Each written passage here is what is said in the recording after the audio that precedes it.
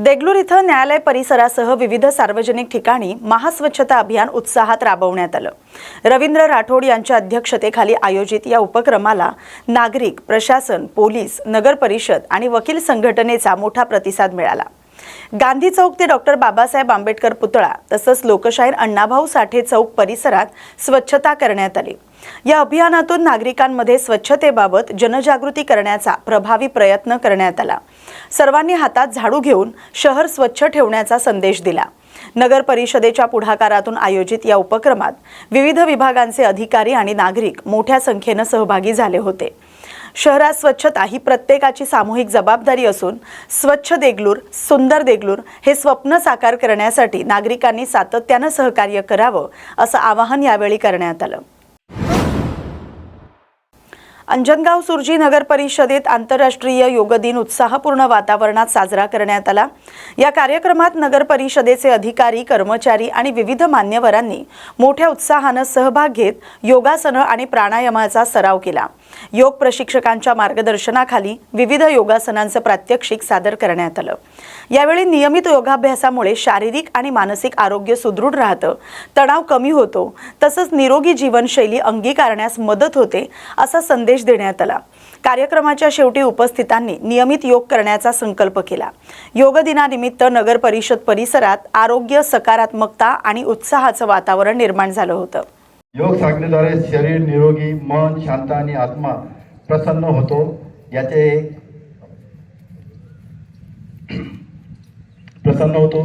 तर आपण एकत्रपणे सगळ्या या योग दिनाच्या महत्त्व वाढवून आपले जीवन निरोगी आणि प्रखर हेतूने प्रेरित होऊन आपल्या अंजनगाव सुरजी नगरपरिषदेने 12व्या आंतरराष्ट्रीय योग दिन कार्यक्रमाचे भव्य आयोजन केले।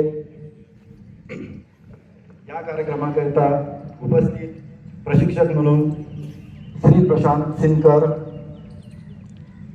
यांचे आणि कुमारी प्रतीक्षा रंगारी यांचे आपल्याला योगदान लाभले आणि या योगदानात या प्रशिक्षणामार्फत दिलेले प्रशिक्षण आपण चांगल्या प्रकारे हस्तगत केले करिता आपण आपले जीवन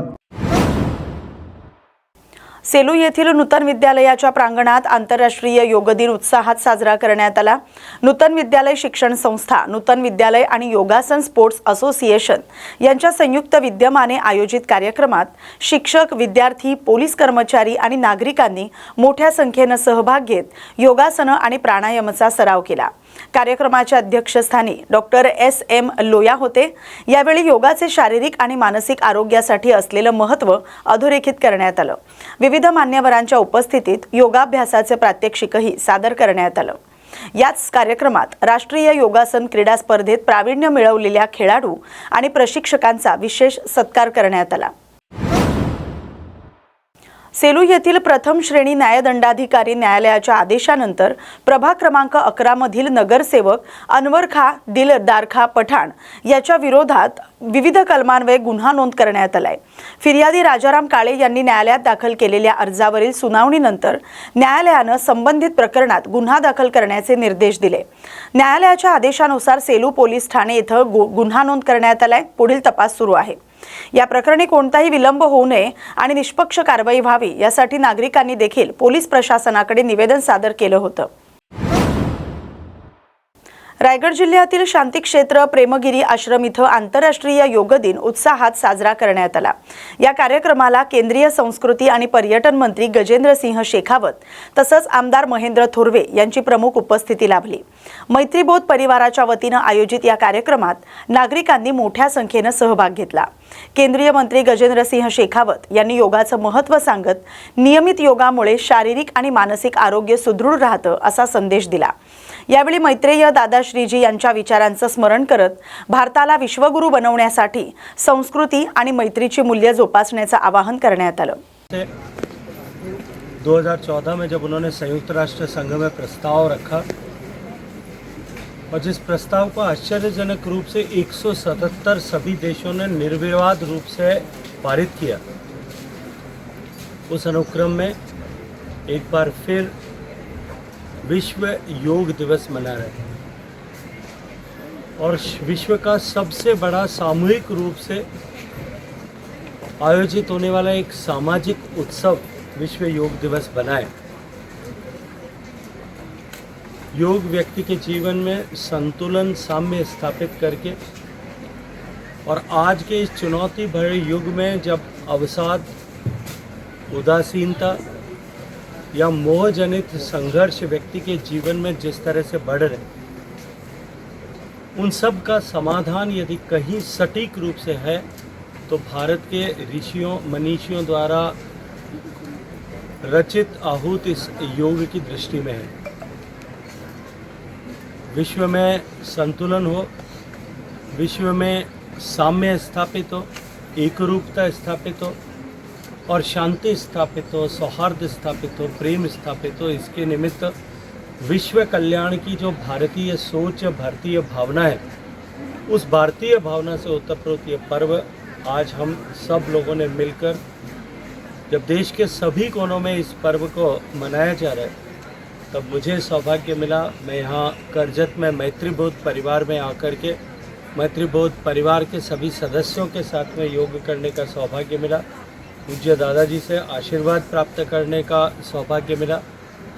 और मैं ये मानता हूँ कि निश्चित रूप से जिस तरह से योग और भारतीय संस्कृति को अपनाने की और उसके प्रति गर्व का भाव रखने की जिस तरह की स्थिति परिस्थिति भारत में बन रही है, बढ़ रही है, निश्चित रूप से भारत विश्व के प्रणेता और अग्रणी समृद्ध शक्तिशाली संपन्न देशों में के श्रृंखला में जाकर के इस रास्ते से खड़ा होगा। और भारत की समृद्धि, भारत ने जब कभी भी जो कुछ भी हासिल किया है वो हमेशा विश्व के कल्याण और उपयोग के निमित्त होता है। तो निश्चित ही भारत की उन्नति विश्व के कल्याण का मार्ग प्रशस्त करेगी। रायगड जिल्ह्यात विजांच्या कडकडाटासह मुसळधार पावसानं जोरदार हजेरी लावली आहे। महाड, माणगाव, पोलादपूर, इंदापूरसह अनेक भागात पाऊस कोसळत असून शेतकरी वर्गात आनंदाचं वातावरण पाहायला मिळते। गेल्या काही दिवसांपासून पावसाच्या प्रतीक्षेत असलेल्या शेतकऱ्यांना या दमदार पावसामुळे मोठा दिलासा मिळाला आहे। भात शेतीच्या कामांना वेग येणार आहे। शेतीमध्ये पेरणी आणि लागवडीची लगबग सुरू होणार आहे। यंदा चांगल्या हंगामाची आशा शेतकरी करतात। कोंडी येथील प्रगतशील शेतकरी किरण चव्हाण यांनी शेळी पालन व्यवसायातून एक वेगळी ओळख निर्माण केली। त्यांच्या गोठ्यातील ऑस्कर नावाचा बीटल जातीचा बोकड सध्या परिसरात आणि सोशल मीडियावर चर्चेचा विषय ठरलाय। अवघ्या 2 वर्षाच्या या बोकडाचं वजन तब्बल 120 किलो असून त्याची उंच, मजबूत आणि देखणी शरीरयष्टी पाहण्यासाठी नागरिकांची मोठी गर्दी होते। ऑस्करच्या उत्तम वाढीमागे त्याचा विशेष आहार आणि संगोपन असल्याचं सांगितलं जाते। दररोज दर्जेदार दूध, हिरवा चारा, सुका कडबा आणि संतुलित पशुखाद्य दिल्यामुळे त्याची वाढ उल्लेखनीय झाली। मागील वर्षी एका ग्राहकाने या बोकडासाठी 3.5 ते 4 लाख रुपयांची ऑफर दिल्याची माहिती देखील समोर आली। माझं नाव किरण चव्हाण, गाव कोंडी, तालुका उत्तर सोलापूर, जिल्हा सोलापूर। आपल्या फार्मचं नाव शिवाज्ञा गोट फार्म। आपला हा मेलचा मेन ब्रीडर आहे ऑस्कर। त्याची उंची आहे कमीत कमी 46 प्लस हाईट आहे आणि वजन 120 किलोच्या आसपास आहे। 120 किलो आहे आणि सध्या आता हे फार्मवर पूर्ण ह्याचीच पैदाश आहे। याचा आता याला कमीत कमी 1 ते 1.5 किलो खुराक एक टायमाला लागतो असतो आणि 1 लिटर दूध सकाळी, 1 लिटर दूध संध्याकाळी म्हशी दूध आपण पाजतो। हा, नाही असं कोरं दूध म्हशीचं असं दूध पाजतो। ह्याच्या बघा आता पूर्ण म्हणजे खासियत म्हणजे जी पिल्लं अशी चांगल्या क्वालिटीची आणि जसं जन्मताच ना असे चांगल्या मात्यातले, उंच मात्यातले पडतात पिल्लं ह्याची। आता समोर तिकडे पलीकडे दिसतो तो मेल त्याचाच आहे, टायझर म्हणून। त्याची किंमत तर आता तशी आपल्याला करता येणार नाही, पण एक मागे 1 वर्षाखाली आपल्याला कमीत कमी 3.5 लाखाला मागितलेलं, 3.5 ते 4 लाखाला मागितलेला होता, पण आपण त्यावेळेस दिलं नाही।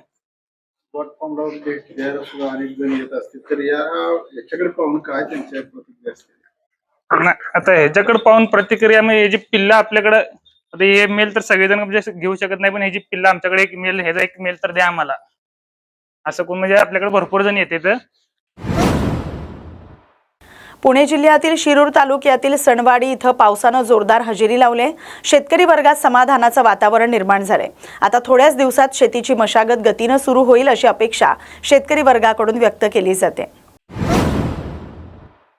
वैद्यकीय अभ्यासक्रमाच्या प्रवेशासाठी महत्त्वाची मानली जाणारी नीट पुनर्परीक्षा आज अमरावती शहरातील 14 परीक्षा केंद्रांवर शांततेत आणि कडेकोट सुरक्षा व्यवस्थेत पार पडली. या परीक्षेसाठी एकूण 4770 विद्यार्थी उपस्थित होते. परीक्षा केंद्रावर विद्यार्थ्यांची सखोल तपासणी करण्यात आली. गैरप्रकार टाळण्यासाठी आणि परीक्षेची पारदर्शकता राहण्यासाठी विद्यार्थ्यांना अनेक नियमांचं पालन करावं लागलं. मुलांचे बेल्ट आणि बूट परीक्षा केंद्राबाहेरच काढून घेण्यात आले. तसंच मुलींना बांधलेले केस मोकळे करून तपासणीस सामोरं जावं लागलं. याशिवाय गळ्यातील चैन, नाकातील दागिने आणि इतर धातूच्या वस्तू काढून ठेवण्याच्या सूचना देण्यात आल्या. कानातील दागिने काढणं शक्य नसलेल्या विद्यार्थिनींच्या दागिन्यांवर स्टिकर लावून तसंच चष्म्याची तपासणी करून त्यानंतरच त्यांना परीक्षा केंद्रात प्रवेश देण्यात आला. लोणंद इथं आंतरराष्ट्रीय योग दिन अनोख्या पद्धतीनं साजरा करण्यात आला. श्री भैरवनाथ डोंगरावर निसर्गाच्या सानिध्यात विविध योगासनांचं प्रात्यक्षिक सादर करण्यात आलं. आरोग्य आणि पर्यावरण संवर्धनाचा संदेश देणाऱ्या या उपक्रमाला नागरिकांचा उत्स्फूर्त प्रतिसाद मिळाला. गेल्या 10 वर्षांपासून वृक्षारोपण आणि संगोपनाचं कार्य करणाऱ्या भैरवनाथ डोंगर ग्रुपनं खडकाळ आणि मुरमाड जमिनीवर 200हून अधिक देशी वृक्षांची लागवड करून हिरवाई फुलवली. सदस्यांनी स्वतः पाणी वाहून नेऊन झाडांचं संगोपन केलंय. आज आंतरराष्ट्रीय योग दिनानिमित्त भैरवनाथ डोंगर ग्रुप येथे योगा करण्यात आला. तसेच भैरवनाथ डोंगर ग्रुपतर्फे गेल्या 11 वर्षापासून आम्ही वृक्ष संवर्धन, झाडांना पाणी घालणे, झाडे लावणे, बऱ्याचशा गोष्टी या सर्व मिळून करत असतो. आपण सर्वजणसुद्धा या भैरवनाथ डोंगर ग्रुपमध्ये सामील होऊन वृक्ष संवर्धन, झाडांना पाणी घालणे तसेच योगा दिनानिमित्त योग करणे यासाठी येऊ शकता. आज 21 जून आंतरराष्ट्रीय योगा दिन. श्री भैरवनाथ डोंगर ग्रुपवर गेली 11 वर्ष सातत्याने वृक्षारोपण करणे, योगा करणे, झाडांना पाणी घालणे अशी सर्वजण करत आहेत. तरी योग दिनानिमित्त सर्वांना संदेश आहे की योग हा आपल्या शरीरासाठी चांगला आहे. सर्वांनी करावा आणि वृक्षारोपण, त्यांना सांभाळणे, जोपासणे ही पण तयारी ठेवावी. जय हिंद, जय महाराष्ट्र. या बातमीसोबतच बातमी महाराष्ट्राची मध्ये वेळ झाली आता इथेच थांबण्याची. अशाच महत्त्वाच्या बातम्यांसाठी पाहत राहा न्यूज मराठी 24/7. नवा भारत, नवा विचार.